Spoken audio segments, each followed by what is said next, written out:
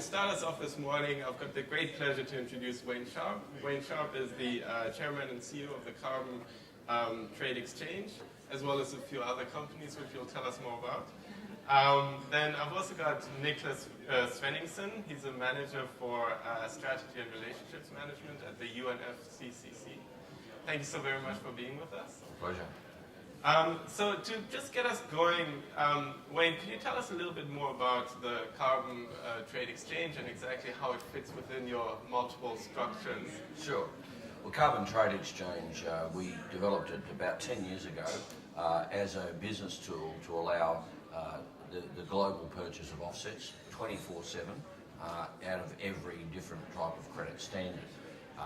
What we identified is in the over-the-counter market, there's a problem with people having to go through multiple brokers and so forth in order to build a portfolio, which every corporate or company would want to do. They're not going to buy one type of product from one place. They're going to want to buy different project types and different credit standards. And so I had previously developed and started a company in 1991 called Bartercard, which is a global business-to-business exchange, and I took those technology concepts and trading solutions and brought it into the environmental sector because I could see that there was a big gap between the financial and business community and the people on the ground who are actually doing the work to help solve climate change, whether it be renewable energy projects or even if they're running around hugging trees or whatever they're doing. The two really don't communicate that well. So I figured that we had an opportunity with the modern technology and the internet to be able to bring those two worlds together so they could converse electronically with systems rather than having to actually try and have a conversation, which is not always easy to have. And then, Sven, maybe you can explain what exactly is a carbon credit and what is being traded here through a platform such as Wayne's.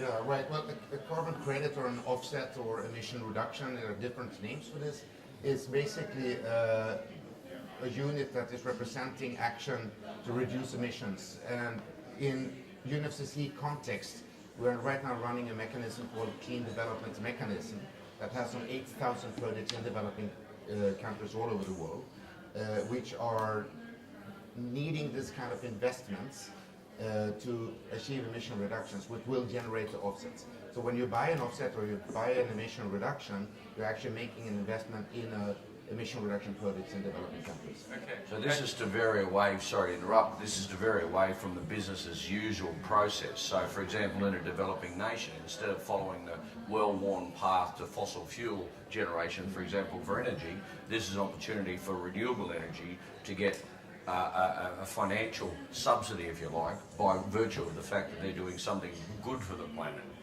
So it's very much using the markets to shift finances to encourage clean development projects. Yeah, it's effectively climate finance, but in a credit by credit basis. So I think in the past, people have seen probably some perspective that there's a bit of a negative because they're saying, well, that means they're buying the right to emit more. Well, the fact is the funding is then going to projects that are actually doing something to reduce global emissions. And we all breathe the same air at the end of the day. And that's really the example of the kind of innovation that we're talking about at this conference today, to really facilitate that climate finance, to enhance the technological flow and invest in projects that are actually leading to a low carbon resilient future. If we make it easy to do, we believe more companies can and should do it.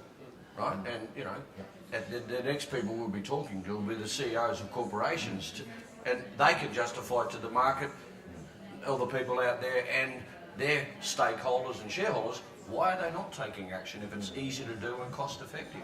And at the end of the day, most of them, once they start doing it, they price carbon within their business. That allows them to then get direct reductions. Usually those reductions of actual costs will be 3 to 5 times what they invested in offsetting their emissions in the first place. Because now what gets measured in business gets made. We know that. So, Niclas, the interesting aspect here is also that the private sector is becoming such an important player. And so the UNFCCC works with parties, so that's countries, right?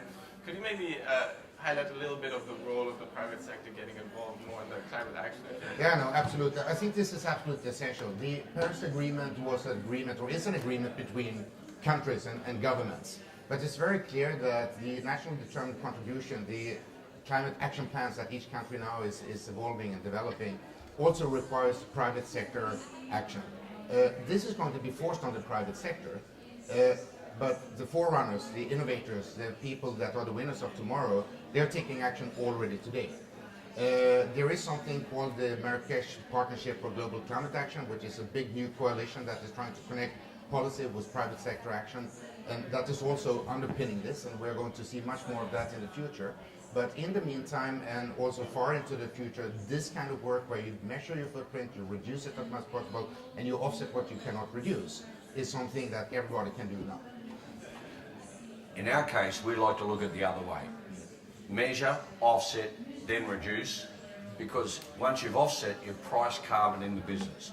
And this is, I mean, and I've run more than one global company in my life, so there's no excuse for anyone in the corporate world not to take action. And that's really the excitement now. You know, we're in a time where the private sector is getting really engaged. We've got lots of companies that are committing to 100% renewable energy, that are committing to a low carbon future. So looking ahead, you know, what do you envision for your partnership, for the carbon market, and for international climate finance towards clean projects? Well, I think to some degree we're shifting the narrative to some degree away from the offsetting to the climate financing narrative, because that's really what this is all about. The whole process of the CDM was set up for exactly that reason.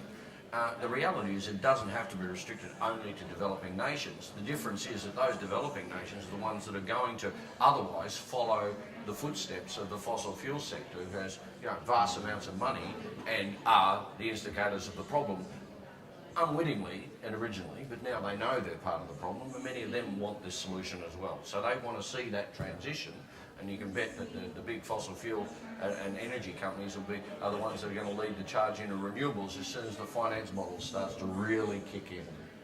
And this is the reality of the world we face.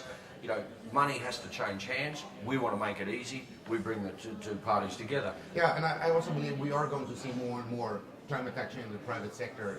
It's very clear that they will be forced to do it eventually, so it's better to do it now. And climate action also is not only about the climate, it's also about sustainable development. And I think we're seeing these agendas, climate and sustainable development agendas, being married together. So while we today have offsets that are mainly representing mitigation action, I hope we will see offsets that we also can more quantify the sustainable development benefits into the future. I think that may be the next step. Thank you very much, gentlemen. So you've heard it from Niclas and Wayne, an innovative partnership that's putting out an innovative solution to enhance climate finance, to really ramp up climate action. Thank you so much for your insights. Thank you so much.